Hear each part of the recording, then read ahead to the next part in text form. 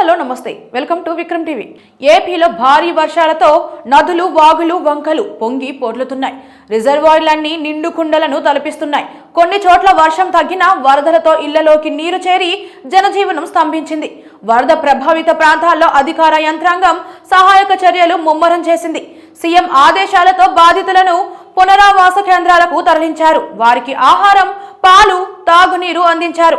అటు గత 2 రోజులుగా కురుస్తున్న వర్షాలతో ఏపీ తెలంగాణ సరిహద్దు ప్రాంతమైన గరికపాడు గ్రామానికి పడమర సరిహద్దుగా ప్రవహిస్తోన్న పాలేరు నదికి వరద పోటెత్తింది। దీంతో జాతీయ రహదారిపై నిర్మించిన వంతెన కోతకు గురై ఇరు రాష్ట్రాలకు రాకపోకలు బంద్ అయ్యాయి। ఈ క్రమంలో ఇరువైపులా అధికారులు వాహనాలు రాకపోకలను నియంత్రించారు। స్థానిక అధికారులు పోలీసులు అక్కడే నిరంతరం పర్యవేక్షిస్తున్నారు। వంతెనకు ఇరువైపులా వాహనాలను అడ్డుగా పెట్టారు। పాలేరు జలాశయానికి వరద ప్రవాహం కొనసాగుతోంది। నది ఉధృతికి కూసుమంచి వద్ద జాతీయ రహదారి ధ్వంసం కాగా ఖమ్మం హైదరాబాద్ జాతీయ రహదారి కొట్టుకుపోయింది। పాలేరు జలాశయం ప్రస్తుత నీటి మట్టం 26.5 అడుగులుగా ఉంది। పూర్తి స్థాయి నీటి మట్టం 23 అడుగులు కాగా ఆ స్థాయిని దాటి వరద ప్రవహిస్తోంది। దాదాపు 65,000 క్యూసెక్కుల వరద జలాశయానికి చేరుతోంది। అటు విజయవాడ ప్రకాశం బ్యారేజీకి సైతం వరద ఉధృతి పెరుగుతోంది। ఈ క్రమంలో రెండో ప్రమాద హెచ్చరిక కొనసాగిస్తున్నారు। మొత్తం 70 గేట్లు తెరిచి సముద్రంలోకి నీటిని విడుదల చేస్తున్నారు। బ్యారేజీ నుంచి 11.36 లక్షల క్యూసెక్కుల నీరు విడుదల చేస్తున్నారు।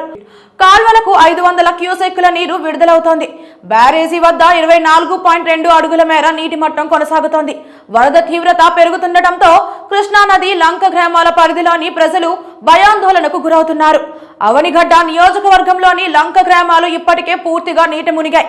అప్రమత్తమైన అధికారులు ప్రభావిత ప్రాంతాల్లోని వారిని పునరావాస కేంద్రాలకు తరలించారు।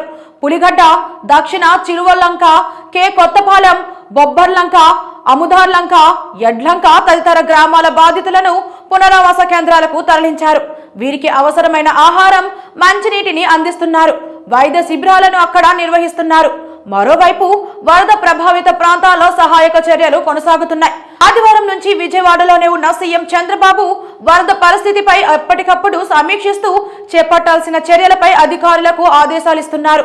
ఆదివారం అర్ధరాత్రి తర్వాత కూడా ఆయన బోటులో వరద బాధితులను పరామర్శిస్తూ వారికి ఆహారం తాగునీరు అందించేలా చర్యలు చేపట్టారు।